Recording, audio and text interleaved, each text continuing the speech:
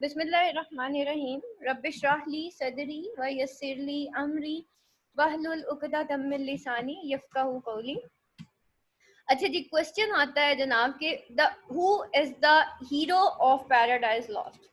अब paradise lost के अंदर हीरो की तो डेफिनेशन ये है, जो एरिस्टोटल पोइटिक्स के हिसाब से देखें कि जो ट्रेजिक हीरो होता है, ठीक है, हीरो बेसिकली प्रोटैगनिस्ट को भी कहते हैं। हीरो असल में एक ऐसा कैरेक्टर होता है जो बड़ा पॉजिटिव होता है, एलिवेटेड होता है। अगर हम मिडीवल हीरो की बात करें तो वो एक सोल्जर टाइप इंसान होता है, एक हरकुलिस टाइप इंसान होता है, या वो कोई सुपरमैन टाइप इंसान होता है जिसका हम हीरो कहते हैं, जिसके अंदर एक्स्ट्रा ऑर्डिनरी स्ट्रेंथ होती है, एक्स्ट्रा ऑर्डिनरी उसके अंदर जेनरोसिटी होती है, एक्स्ट्रा ऑर्डिनरी वो ताकतवर होता है, एक्स्ट्रा ऑर्डिनरी वो सच्चा होता है, एक्स्ट्रा ऑर्डिनरी वो नेक होता है। ट्रेजिडी के अंदर इस तरह के इंसान का हो सकता है वो कोई बादशाह भी हो। अरिस्टोटल की पोइटिक्स के हिसाब से जो हीरो की डेफिनेशन, ट्रेजिक हीरो की डेफिनेशन उसने जो बताई थी, उसने कहा था कि जो एक ट्रेजिक हीरो होता है ना, एक जो ट्रेजिडी होती है, उसके अंदर फॉल ऑफ हीरो दिखाया जाता है। अब paradise lost is also the epic, उसके अंदर भी फॉल ऑफ द हीरो दिखाया गया है, ट्रेजिडी ऑफ द हीरो दिखाई गई है। अब वो जो हीरो होता है, उसने कहा था कि वो जो है should be an eminent personality, should be an eminent personality. वो प्रोस्पेरस होना चाहिए। प्रोस्पेरस मीन्स के वो कोई किंग होना चाहिए, प्रिंस होना चाहिए, या इस तरह का कोई एलिवेटेड कैरेक्टर होना चाहिए, यानी कि प्रोस्पेरस इंसान होना चाहिए। इस वजह से अगर आप, जब मैं अब आपको ड्रामा करवाऊंगी और आप शेक्सपियर के ड्रामास पढ़ेंगे, सोफोक्लीस के ड्रामास पढ़ेंगे, आप इडिपस रेक्स पढ़ेंगे, you will come to know कि इडिपस रेक्स एक बादशाह का बेटा था और फिर बाद में खुद भी बादशाह बना, फिर उसका डाउनफॉल दिखाया गया। ठीक है, एक्स्ट्रा ऑर्डिनरी उसके अंदर स्ट्रेंथ थी, उसने एक मुक्का मारा, अगला बंदा मर गया। तो ये है जनाब वो जो हीरो होता है ना ट्रेजिक, फिर उसका फॉल दिखाया जाता है। क्यों? रीजन उसने ये बताई थी अरिस्टोटल पोइटिक्स में, अरिस्टोटल ने, कि भाई अगर नेक इंसान का फॉल दिखाएंगे ना, जैसे वो देखे ना मेरे पास तो मुंह में, वो एंड में जब दानिश मर जाता है, ठीक है, उसका डाउनफॉल दिखाया जाता है, तो हम सारे रो रहे होते हैं। वो कैसे, वो सिनेमा में मैंने तो न्यूज में देखा था कि कैसे लोग रो रहे थे कि दानिश मर गया। वो रीजन क्या थी कि भाई एक हीरो दिखाया था जो एक्स्ट्रा ऑर्डिनरी नेक था, और फिर उसका डाउनफॉल हो जाता है, और क्योंकि वो एक अच्छे इंसान का डाउनफॉल होता है, इसलिए हमारा कथारसिस होता है। ठीक है, that leads to the catharsis. ठीक है, आप पिटी एंड फियर की कंडीशन से निकल के आपका कथारसिस होता है, ऑडियंस का होता है। वो जो रोई थी वो ऑडियंस थी और उनका कथारसिस हुआ था। क्यों? क्योंकि एक अच्छे इंसान का डाउनफॉल हो गया। अब एक बुरे इंसान के साथ जब कोई मतलब बुरा हो जाता तो इंसान कहता है चंगा ही होया है दे नाल, तो वो हमारा कथारसिस नहीं होता। हम कहते हैं अच्छा हुआ इसके साथ, इसके साथ ऐसे ही होना चाहिए था। तो वो हमारा एक पिटी एंड फियर या उसके साथ एक अटैचमेंट नहीं हो रही होती उस कैरेक्टर के साथ। ठीक हो गया। अब पैराडाइज लॉस्ट में हीरो का कॉन्फ्लिक्ट क्यों आया कि भाई who is the hero? Critics ने कहा, बहुत सारे क्रिटिक्स ने कहा कि नहीं भाई सैटर्न हीरो है। बहुत सारे क्रिटिक्स ने कहा नहीं एडम हीरो है। बहुत सारे क्रिटिक्स ने कहा नहीं गॉड जो है वो हीरो है। तो अब ये एक डिबेट चल पड़ी कि who is the hero of Paradise Lost. ठीक है, क्रिटिक्स ने ये कहा कि भाई कौन है हीरो। अगर सैटर्न को लेते हैं हीरो, तो अभी जो मैंने अरिस्टोटल पोइटिक्स के हिसाब से जो आपको आइडियल ट्रेजिक हीरो की डेफिनेशन बताई कि भाई वो तो एक एमिनेंट पर्सनालिटी होनी चाहिए, वो एक्स्ट्रा ऑर्डिनरी गुड होना चाहिए, वो ट्रू टू टाइप होना चाहिए। तो ट्रू टू टाइप अगर देखा जाए, एक्स्ट्रा ऑर्डिनरी गुड भी देखा जाए और एमिनेंट पर्सनैलिटी भी देखा जाए, तो वो गॉड एंड एडम तो लाई करता है। लेकिन द सैटर्न, उसको कहा कि नहीं क्रिटिक्स ने कि भाई ये जो मिल्टन है ना, ये डबल पार्टी से बिलोंग करता था। इसका ज्यादा जो कोशिश थी वो ये थी कि वो सैटर्न को एज अ हीरो दिखाए। उसकी जो सिंपथीज थी वो सारी की सारी सैटर्न के साथ थी। ठीक है, तो फिर बहुत सारे क्रिटिक्स ने कहा नहीं, like the Macbeth, like the Doctor Faustus, तो Satan is the hero of Paradise Lost. ठीक है, अब आपको जब मैं इसके बाद डॉक्टर फॉस्टर्स पढ़ाऊंगी, you will come to no.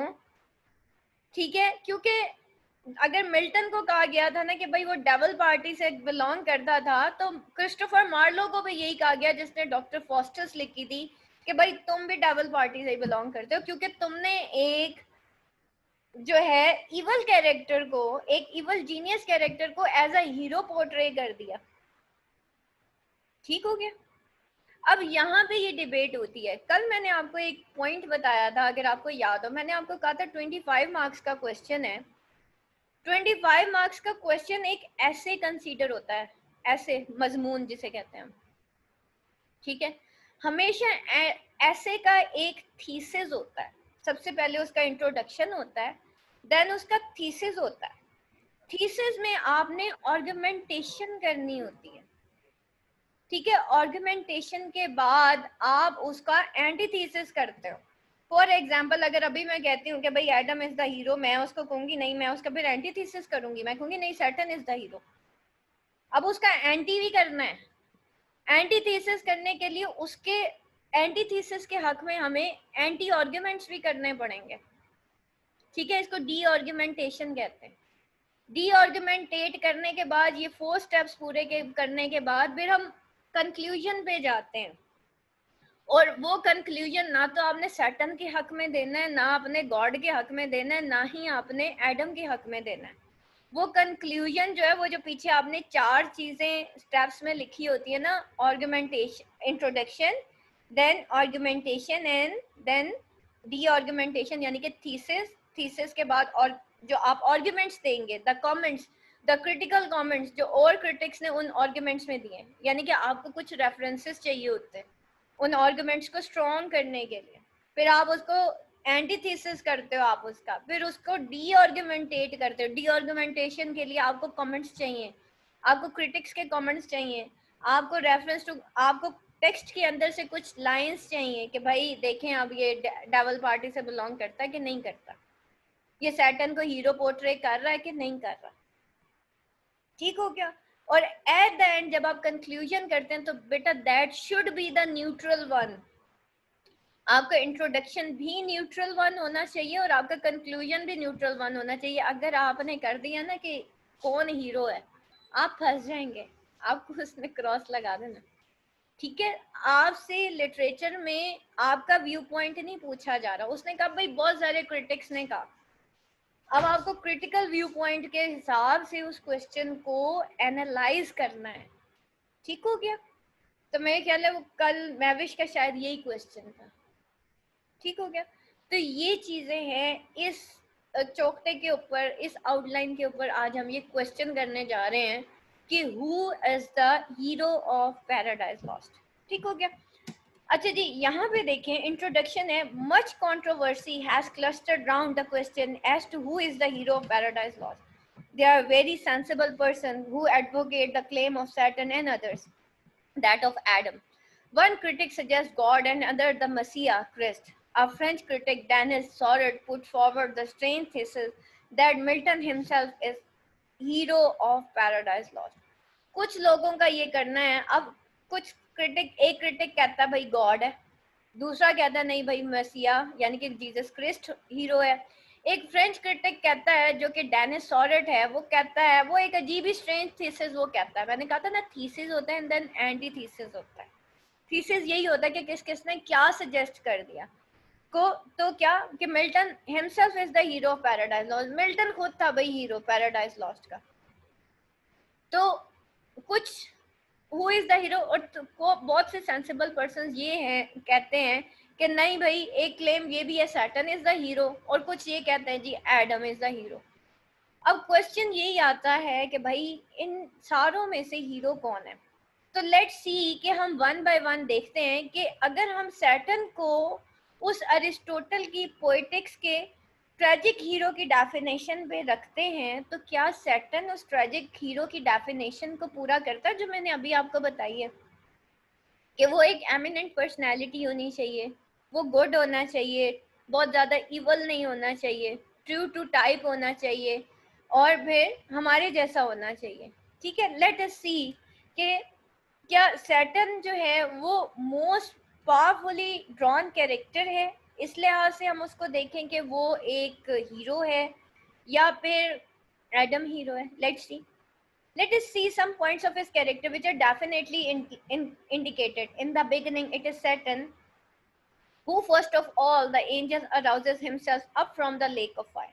सबसे पहले तो सैटन का कैरेक्टर मिल्टन ने, देखिए हमेशा अगर कोई स्टोरी स्टार्ट होती है उसमें स्टार्टिंग में हीरो की डिस्क्रिप्शन आती है, लेकिन मिल्टन ने स्टार्टिंग में ही सैटन की डिस्क्रिप्शन दी जो कि लेक ऑफ फायर में था, वो हेल फायर के अंदर था और उसको जो है उसने पोर्ट्रे किया.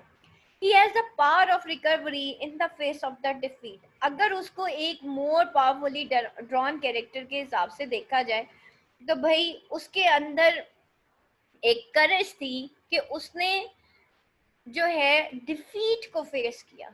वो इंसान जो है वो बहादुर होते हैं जिनके अंदर फेलियर को फेस करने का जज्बा होता है. हम लोग एग्जाम से क्यों डरते हैं? हमें फेलियर से डर लगता है, ठीक है, दैट्स वाई हम कभी कुछ नहीं कर सकते. जो लोग फेलियर से डरते हैं, लोग क्या कहेंगे फेलियर, वो कुछ नहीं कर सकते, ठीक है. तो उसके अंदर ये जो है पार थी. या बाज लोग तो कहते हैं भाई एफएससी नहीं हुई, मेडिकल नहीं हुआ, वो हमेशा के लिए स्टॉप लगा लेते हैं, ठीक है. तो दीज आर दोज पीपल जिनके अंदर ये पार नहीं होती कि वो जो है उसको फेस कर सके, लेकिन सैटन के अंदर था. No one word which he utters expresses despair. When he discovers the terrible nature of place to which God has banished them, immediately his active mind begins to scheme and he proceeds to uh, resemble his shattered forces. Immediately उसका जो active mind है उसके अंदर एक no one word which he utters express despair. कोई ऐसा उसका word नहीं था, फेलियर के बावजूद वो एक्सप्रेस नहीं करता डिस्पेयर को. When he discovered the terrible nature of the place, जब उसको उस terrible nature of the place यानी कि हेल का पता चलता है, to which God has banished him, जिसमें खुदा ने उसको, गॉड ने, अल्लाह ने उसको बैनिश कर दिया, immediately his active mind begins to scheme. तो अचानक से उसका उसी वक्त उसका एक्टिव माइंड जो है वो स्कीमिंग शुरू कर देता है. And he proceed to resemble his shattered forces, और फिर जो है वो रीअसेंबल करता है. रीअसेंबल पता है ना, गाड़ियां जो खराब हो जाती हैं वो भी रीअसेंबल होके फिर पाकिस्तान में आती हैं. तो रीअसेंबल करता है अपनी शैटर्ड फोर्सेस को. We are often told that adversity reveals the best qualities in a man. हमें अक्सर ये भी कहा जाता है, या ये वाकई ये बात ठीक है कि एडवर्सिटी रिवील्स कि जब भी इंसान बदहाली में होता है ना बेटा, तो उस वक्त वो इंसान को अपनी बेस्ट क्वालिटीज, वो कहते हैं ना necessity is the mother of invention, ठीक है. तो क्या है कि adversity certainly reveals the vigorous intellect. Adversity actually reveal करती है विगरस इंटेलेक्ट को और ड्राइविंग पर्सनालिटी ऑफ सैटर्न. जैसे कल मैंने आपको कहा था ना कि बेटा आप कभी ये मत सोचिएगा कि किसी की सपोर्ट की वजह से हम आगे चले जाएंगे. जब तक आप बदहाली में नहीं जाएंगे ना, जब तक आप तंगी में नहीं जाएंगे, आप कुछ नहीं कर सकते, ठीक है ना. वो लोग कभी कामयाब नहीं होते जिनको आदत होती है कि वो जो है आसानी में रह के काम करें. आसानियों का इंतजार करेंगे तो बेटा वो कभी भी नहीं आएंगी. हमेशा limitations leads to the inventions, ठीक है. Limitations leads to the success. जब तक आप एक लिमिटेड जिंदगी के अंदर नहीं आते, आपके इर्द गिर्द लिमिटेशंस ही लिमिटेशंस है, तब तक बेटा आप सक्सेस तक नहीं पहुंच सकते, ठीक है. अगर आप बहुत इजी देखे ना, लोग अगर उनके घर मेट्स काम कर रही हैं तो वो 12 बजे तक सोती रहती हैं खवातीन, ठीक है. जिनके नहीं काम कर रही है उन्होंने सुबह सुबह उठ के काम करके फारिग भी हो जाना 9 बजे, और जिन्होंने सोना होता है वो 12 बजे तक मेड का ही इंतजार कर रही होती है, यार मेड आएगी तो घर का काम होगा, नहीं तो नहीं होगा, ठीक है. तो दीज आर द थिंग्स कि आपकी जो लिमिटेशंस होती है ना, that leads to the success, ठीक है. He shows the highest degree of fortitude and courage never to submit or yield. और वो शो करता है हायर डिग्री ऑफ फॉर्टिट्यूड को, ठीक है, और करेज जो कि never to submit or yield. उसके अंदर वो करेज थी जो कि ना तो झुकना जानती थी ना कटना जानती थी. His personal example soon communicates itself to the other angels. और यही उसकी पर्सनल एग्जाम्पल होती है जो कि कम्युनिकेट करती है टू अदर एंजल्स. अगर आपने बेटा वो कहते हैं ना जो जो लड़ गया वो लड़ना सिखाता है, ठीक है, जो लड़ गया वो लड़ना सिखाता है। यानी कि जिसने हर्डल्स फेस की होती है ना बेटा, वो आपको हर्डल्स फेस करना सिखाएगा। आम इंसान आपको यही बता सकता है, necessity is the mother of invention, ठीक है। ये आम एक बंदा कहता है जी necessity is the mother of invention, ठीक है। एक इंसान वो होगा जो आपको लड़ के बताएगा कि बेटा ऐसे लड़ते हैं। तो किसकी जबान में ज्यादा असर होगा? जो लड़ चुका होगा ना, उसकी जबान में अल्लाह तासीर डाल देगा। ठीक हो गया? तो दीज आर द थिंग्स, ये चीजें सैटर्न के अंदर हैं और थी भी। तो his personal example soon come, वो इसकी पर्सनल एग्जांपल थी इटसेल्फ टू अदर एंजल्स, जो उसने अपने बाकी चीलों को बताई थी। And they gather round their great leaders, ये भी एक लीडरशिप की क्वालिटी होती है। आप देखें ना, बहुत सारे उल्मा जो हैं, ऐसे उल्मा भी होते हैं जो सड़कों पे आग लगवा देते हैं, और ऐसे भी उल्मा है मौलाना तारिक जमील जैसे, जुनैद जमशेद जैसे, ठीक है, जो लोगों को हार्मोनाइज कर देते हैं। बात लीडरशिप की है, इन लोगों के पास लीडरशिप है, इन लोगों को पता है बात कैसे कम्युनिकेट कैसे करनी है, ठीक है। तो बाज लोग आगे आग लगवा देते हैं अपने तकारीर से, और बाज लोग जो है लोगों को सीधी राह पे ले आते हैं। जिस दिन जुनैद जमशेद ने म्यूजिक छोड़ा था ना, उसके बाद मैंने छोड़ दिया था, मैं उससे इतनी ज्यादा इंस्पायर थी, ठीक है। उस वक्त तौबा कर ली थी, म्यूजिक नहीं सुनना। मैं उस वक्त 9th क्लास में थी, ये 1998 की बात है। So, in the plays of Shakespeare, we have often seen that great dramatist contrieves to create his finest creatures by letting us hear what other people think of them. और plays of Shakespeare में हम हमेशा क्या देखते हैं? We have often seen कि great dramatists जो होते हैं वो contrive करते हैं his finest characters by letting us hear कि what other people think of them, कि दूसरे लोग उनके बारे में क्या सोचते हैं, एंड से अबाउट देम, उनके बारे में क्या कहते हैं। So it is with Milton, और मिल्टन भी यही इसी तरह से करता है। All the angels welcome with joy their mighty leader. It matters not that they have been defeated and expelled from heaven. और ये मैटर नहीं है कि वो जो है डिफीट हो गए या उनको हेल से फेंक दिया गया, हेवन से फेंक दिया गया, सॉरी, हेल में, because of their share in this his rebellion. They gather round him with absolute confidence, such as earthly men feel instinctively as time when they realize the worth of a great leader. वो इस वजह से उसके गिर्द नहीं इकट्ठे हुए थे कि भाई वो हार गए थे, या उन्होंने कोई अपना रिबेलियन शेयर करना था, या उन्होंने जो है कोई बदला लेना था, बल्कि वो इसलिए इकट्ठे हुए थे क्योंकि सैटर्न के अंदर ये क्वालिटीज थी लीडरशिप की, और हीरो के अंदर ये क्वालिटीज होती हैं, ठीक है। जो अजीम लोग होते हैं वो जमाने के पीछे नहीं भागते, उनके पीछे जमाना भागता है, ठीक होता है। अब वो इवल जीनियस है या वैसी जीनियस है ये और बात है, लेकिन कुछ लोग इवल जीनियस भी होते हैं। आप डॉक्टर फॉस्टस का कैरेक्टर पढ़ेंगे तो आपको पता चलेगा, ठीक है। तो बेटा जीनियस बंदा बड़ा खतरनाक होता है अगर वो इवल हो जाए तो ये है जी, they gather round him with absolute confidence. तो एंजल्स जो हैं वो उसके गिर्द क्यों इकट्ठे होते हैं? उसके कॉन्फिडेंस की वजह से, विद उसके इतने कॉन्फिडेंस से इकट्ठे होते हैं। Such as early man instinctively, उनके मतलब इंस्टिंक्टिवली मीन कि इतना असर था उसकी लीडरशिप क्वालिटी में कि वो उसके इर्द गिर्द इकट्ठे हो जाते हैं। The mighty qualities of Satan's mind and the indomitable resolution, ठीक है। रेजोल्यूशन किससे कहते हैं? कि खड़े हो जाना मुसीबत के सामने, रेजोल्यूशन, ठीक है। आपका जो एम एम्बिशन जो होता है ना, उसको जील एंड जेस्ट को कहा जाता है, ठीक है। उसका इनडोमिटेबल, उसका जो ना झुकने वाला जो रेजोल्यूशन है, which animates him and displace when he claims and thou profoundest hell receive the new possessor, ठीक है। अब बजाय इसके कि वो शर्मिंदा होता, क्या कह रहा है? एंड दाउ, और ये तुम्हारी प्रोफाउंडेस्ट हेल है। हेल को वो प्रोफाउंड कहता है, एलिवेटेड कह रहा है, ठीक है। और वो कहता है, और प्रोफाउंडेस्ट हेल को कहता है अपने नए पोजेसर्स, पोजेसर मालिक को कहते हैं, ठीक है। मैं पोजेसर हूँ इस लैपटॉप की, ठीक है, जिसपे मैं आपको पढ़ा रही हूँ, तो मैंने इसको पोजेस किया हुआ, ये मेरी मलकियत है। वो कहता है भाई thou the profoundest hell, o hell receive the new possessors. अब इन न्यू पोजेसर्स को क्या करो? रिसीव करो। One who brings a mind not to be changed by place or time. वो कहता है कि एक इंसान जिसका दिमाग होता है ना, यानी कि ये दिमाग का की गेम है, ये चेंज बाय टाइम और प्लेस नहीं है. The mind is in its own place and in itself can make a heaven और हेल ऑफ हेवन. कि भाई ये दिमाग ही है जो हेवन ऑफ हेल और हेल को हेवन बना देता है. मैं ये वाला जब भी मैं ये पढ़ती हूँ ना, मैं आपको एंड पे जाके एक छोटा सा किस्सा सुनाती हूँ. और मैंने एक खातून देखी है अपनी जिंदगी में, कई देखी हैं. शुक्रगुजारी की इंतहा थी उस खातून में, तो बताऊंगी आपको, एंड में बताती हूँ.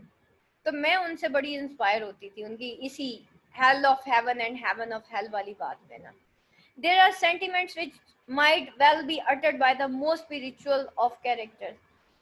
और जो है उसके सेंटिमेंट्स थे जो कि एक अटर होते हैं by the most spiritual of the characters.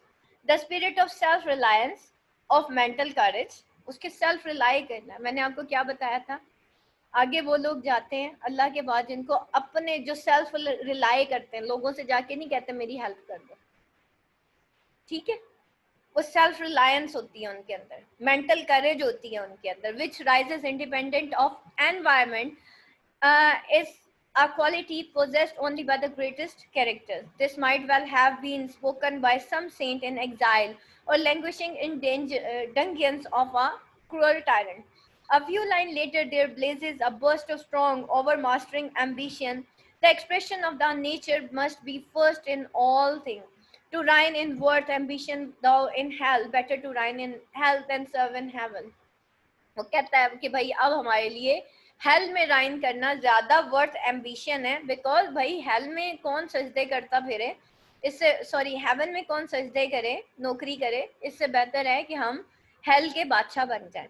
It is no ordinary ambition which we see here. There is something closer in his bold challenge to the Almighty for supreme power.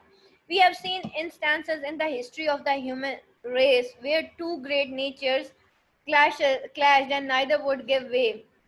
Caesar and Hannibal, Wellington and Napoleon, and we have been impressed by the greatness on either side.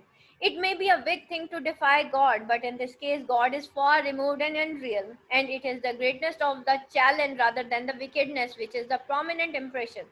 Beelzebub bears witness to the great worth of Satan as a leader. If one they hear that voice, their liveliest pledge of hope in fears and dangers heard so often, they will soon resume new courage and revive, though now they lie groveling and prostrate on yon lake of fire. If this was said of noblest general who ever led mortal armies, he would be acclaimed by all as a leader of men. The effect here is similar. We must judge Saturn according to the earthly and human standards, since we have no other. We respect him because of the confidence with which he inspired the forces. When the downfallen angels reach the shore, their dejected spirits are cheered and their looks show. Obscure some glimpse of joy to have found their chief not in despair. और यहाँ पे वो क्या कहता है कि जब वो when the downfallen angels reach the shore, कि जब वो जो इनको हेल लेक ऑफ हेल में फेंक दिया जाता है ना, फिर वो उसके किनारे पे जाके बैठ जाते हैं. Their dejected spirits are cheered. उनके dejected spirits उस वक्त cheer हो जाते हैं and their looks show obscure some glimpse of joy. जब वो सैटन को अपने लीडर को उड़ता देखते हैं और सैटन अपने fallen angels को कॉल करता है to have found their chief not in despair. जब वो ये फाउंड करते हैं कि भाई उनका जो लीडर है, उनका चीफ जो है, वो अब डिस्पेयर में नहीं है.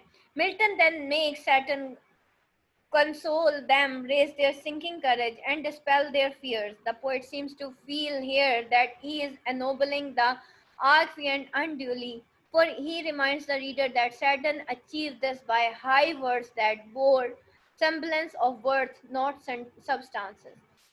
और मिल्टन जो है वो क्या करता है, वो सैटन को make them, Milton then make Satan console them, ठीक है. और फिर वो क्या करता है मिल्टन के सैटन उनको कंसोल करता है, यानी कि वो अपने कैरेक्टर के थ्रू उनको कंसोल करता है, उनके सिंकिंग करेज को रेज, यानी कि उनकी जो करेज जो कि सिंक हो रही होती है डूब रही होती है उसको वो रेस करता है एंड डिस्पेल देयर फियर्स, और उनके फियर्स को भगा देता है. The poet seems to feel here that he is ennobling the archfiend अंजुम. तो वो क्या है, पोएट यहाँ पे क्या शो करता है मिल्टन, कि वो एक archfiend unduly for he reminds the reader that Satan ने क्या अचीव किया, this by high words that bore semblance of words not substance. ठीक है, ये हाई वर्ड्स थे, उसने सैटर्न ने ये पार कैसे अचीव की, ये स्टेटस कैसे अचीव किया. हाई वर्ड्स जो कि ये उसकी स्पीचेस थी ना सैटर्न की, ठीक है, फर्स्ट स्पीच सेकंड स्पीच आपको अभी पढ़ाया था ना सैटर्न का character according to his speeches. तो ये उसके वो हाई वर्ड्स थे जो कि सिंबल्स ऑफ वर्ड्स को शो करते थे, नॉट सब्सटेंस को. यानी कि सब्सटेंस मैटर नहीं करती, मटेरियलिज्म मैटर नहीं करती. ये इंसान की इनर करेज होती है, ये एक जात की इनर करेज होती है जिसकी बेस पे वो जिंदगी जीता है. तो सैटर्न के अंदर वो सब कुछ थी, उसके लिए सब्सटेंस इम्पोर्टेंस नहीं रखती थी कि वो हेल में है या हेवन में है. बेटा जिनके इरादे बुलंद होते हैं ना, वो इर्द गिर्द के छोटे मोटे मसलों को ना हवा नहीं देते. ठीक हो गया, इर्द गिर्द के लोगों को जवाब नहीं देते. तो जिनके इरादे बुलंद होते हैं, अगर आप सैटर्न के कैरेक्टर से ये चीज सीख लें कि वो हेल में था, उसके इर्द गिर्द आग ही आग थी, लेकिन आप उसके एम्बिशंस देखें, the Milton as portrait and still अभी तक वो इतना एम्बिशियस है. वो तो अभी भी कहता है भाई जहां पे बंदा जाएगा, शैतान हर उस रास्ते पे बैठा है जो जन्नत की तरफ जाता है.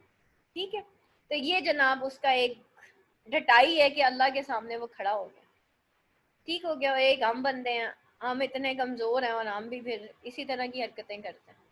अच्छा जी, उसके बाद जो है a great figure of epic dimension, अगर उसको चले सैटर्न को कंसीडर कर लेते हैं कि वो एक ग्रेट डायमेंशन है, सॉरी एक ग्रेट फिगर है एपिक डायमेंशन का, तो लेट्स सी कि इसमें हम क्या देखते हैं.